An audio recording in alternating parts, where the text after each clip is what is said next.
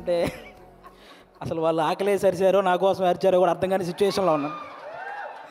First time mic మన దాకా రావడం అంటే ఆల్మోస్ట్ తిరుపతి వెంకటేశ్వర స్వామిని చూసినంత ఆనందంగా ఉంది నాకు. సీరియస్,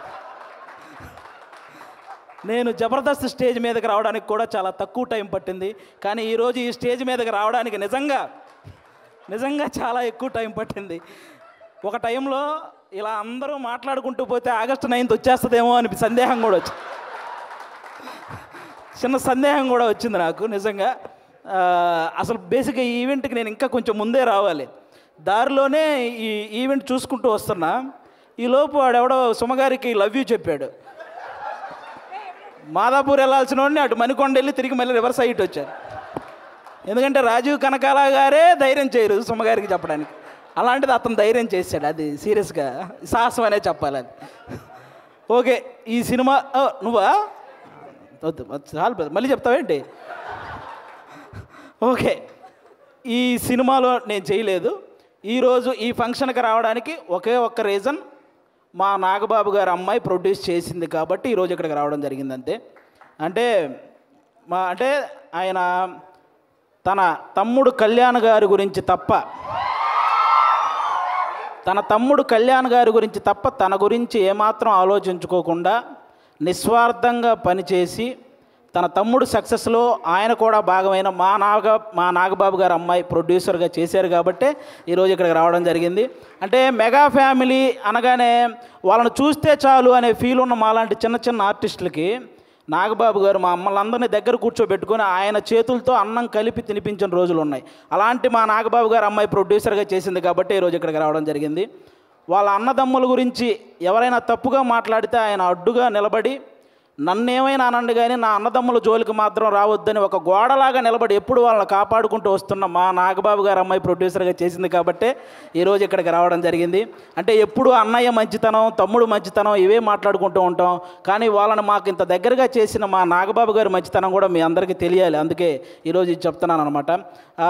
ఇంకా మీ అందరికీ తెలుసు, నిహారిక గారు ఇప్పుడు కాదు, ఒక 10 years బ్యాక్ మీకు ఒక స్కిట్ చేశారు, డి వర్సెస్ జబర్దస్త్ అని.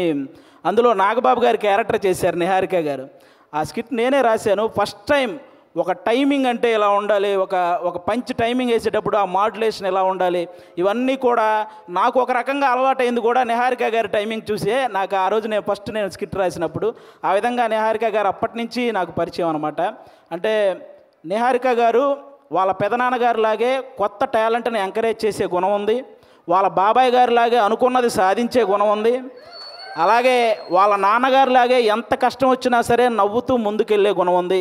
ఈ మూడు కలిపి ఉంది కాబట్టి ఈరోజు ఇలాంటి సినిమా తీయగలిగింది. అంటే ఇంకో విషయం, వాళ్ళ బాబాయ్ గారి లాగే ట్రెండ్ ఫాలో అయ్యే టైప్ కాదు, ట్రెండ్ సెట్ చేసే టైప్. అందుకే 11 మంది హీరోలను పెట్టి ఒక సినిమా అంటే ఖచ్చితంగా ట్రెండ్ సెట్ చేసినట్టే. అవునా? 11 మంది హీరోలు అంటే ఇప్పుడు రీసెంట్గా మన 11 మంది క్రికెటర్లు మన దేశానికి వరల్డ్ కప్ తెచ్చినట్టు ఈ 11 మంది హీరోలు మా నిహారిక గారికి మంచి విజయాన్ని అందించాలని మనస్ఫూర్తిగా కోరుకుంటున్నాను. మనకు 11 అంటే చాలా గుర్తొస్తాయి, కానీ ఈ సినిమా తర్వాత 11 అంటే ఈ 11 మందే గుర్తొస్తారు. అదైతే నేను నమ్ముతున్నాను.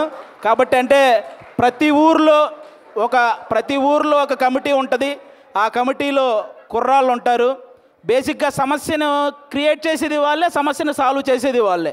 అలాంటి కుర్రాళ్ళు అనమాట. అలా ప్రతి ఊర్లో ఉంటారు కాబట్టి ఈ కమిటీ కుర్రాళ్ళంతా మీరంతా ఒక్కసారి మీ ఊరోళ్ళందరికీ కూడా ఈ కమిటీ కుర్రాళ్ళు సినిమా చూపించాలని మనస్ఫూర్తిగా కోరుకుంటున్నాను. ఎందుకంటే ట్రైలర్ చూస్తే అర్థమవుతుంది. మీరందరూ ఈ సినిమా చూసినప్పుడు మేము కూడా ఇలా చేసేవాళ్ళం కదా అని గుర్తు చేసే క్యారెక్టర్లు ఉన్నాయి.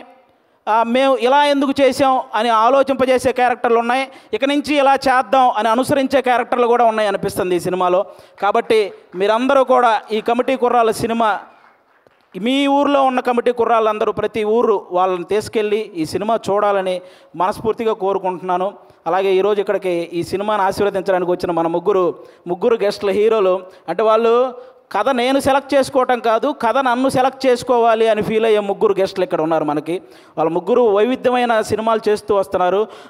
ఇక్కడ అడవిశేష్ గారు అయితే మామూలుగా ఎవరైనా సీట్లో కూర్చొని చూసే సినిమాలు చేస్తారు, ఈయన సీట్ ఎడ్జ్లో కూర్చొని చూసే సినిమాలు చేస్తుంటాడు. అంటే మొత్తం అన్ని ట్విస్టులు ఉంటాయి ఆయన ఏ సినిమా చేసినా. ఆయన ఇండస్ట్రీకి వచ్చినప్పుడు కొత్తలో ఆయన నేర్చుకుంది ఏంటంటే నా బాడీ లాంగ్వేజ్ ఎలాంటి సినిమాలు చేయకూడదో తెలుసుకున్నాడు ఫస్ట్ ఆయన. ఆ తర్వాత ఆయన చేసిన సినిమాలన్నీ ఎలాంటి ట్రెండ్ సృష్టించాయో మీ అందరికీ తెలుసు. అక్షానం కానీ, గూఢాచారి, ఎవరు, మేజర్, ఇలా చెప్పుకుంటూ పోతే అన్నీ అంటే ఆయన సినిమాలకు ఒక సపరేట్ ఫ్యాన్ బేస్ ఉంది. ఇంకా మా సాయి ధర్మ తేజ్ గారు మామూలుగా ఎవరైనా పేరులో ఇంటి పేరు పెట్టుకుంటారు, కొంతమంది క్యాస్ట్ పేరు పెట్టుకుంటారు, కొంతమంది నాన్నగారి పేరు పెట్టుకుంటారు. కానీ ఫస్ట్ టైం పేరులో అమ్మగారి పేరు పెట్టుకొని ప్రతి ఒక్కరూ వాళ్ళ అమ్మని అంతలా గౌరవించాలి అని మనందరికీ ఒక సంకేతాన్ని ఇచ్చినటువంటి హీరో మన సాయి ధర్మ తేజ్ గారు. అంతేకాదు రీసెంట్గా ఒక ఓల్డ్ ఆర్టిస్ట్ మన పావలా శ్యామల గారు ఇబ్బందుల్లో ఉంటే ఆవిడకి 5 లక్షల సహాయం చేశారు మన సాయి ధర్మ తేజ్ గారు. అంటే సంపాదించే శక్తి దేవుడు అందరికీ ఇస్తాడు, కానీ సహాయం చేసే మనసు కొంతమందికే ఇస్తాడు. అందులో మన సాయి ధర్మ తేజ్ గారు కూడా ఉండడం నిజంగా మనందరి అదృష్టం. అంతేకాకుండా రీసెంట్గానే అంటే తండ్రికి కూతురికి కూడా తప్పుడు సంకేతాలు చూపిస్తూ చేసిన ఒక వీడియో మీద మొట్టమొదట స్పందించిన హీరో మన సాయి ధర్మ తేజ్. ఈరోజు సోషల్ మీడియాలో ఈ అమ్మల్ని తిట్టేవాళ్ళు, అక్కల్ని తిట్టేవాళ్ళు తగ్గుతూ వస్తున్నారంటే దానికి రీజన్ మన సాయి ధర్మ తేజ్ గారు తీసుకున్న ఆ రోజు డెసిషన్ అనమాట. అలా ఆ సాయి ధర్మ తేజ్ గారు కానీ ఇంకా మా వరుణ్ తేజ్ గారు, మా నాగబాబు గారు అబ్బాయి. అంటే నేను తొలి ప్రేమ సినిమా ఫస్ట్ నాకు తొలి ప్రేమ సినిమా ద్వారానే సినిమాల్లో ఒక సక్సెస్ వచ్చింది. అది తీసిన డైరెక్టర్ కూడా ఇక్కడే ఉన్నారు, వెంకీ అట్లూరి గారు. అంటే ఆయన కూడా మెగా ఫ్యామిలీ నుంచి వచ్చిన ఒక హీరో అన్న గర్వం ఎక్కడా ఉండదు మా వరుణ్ తేజ్ గారికి. చిరంజీవి గారు లాగే వైవిధ్యమైన కథలను ఎంచుకుంటూ వెళ్తుంటారు. అంటే అప్పట్లో చిరంజీవి గారు రుద్రవీణ చేశారు, గ్యాంగ్ లీడర్ లాంటి సినిమా చేశారు, అలాగే చంటబ్బాయి లాంటి కామెడీ సినిమా చేశారు, ఆపద్బాంధవ్ లాంటి ఒక ప్రయోగమైన సినిమా చేశారు.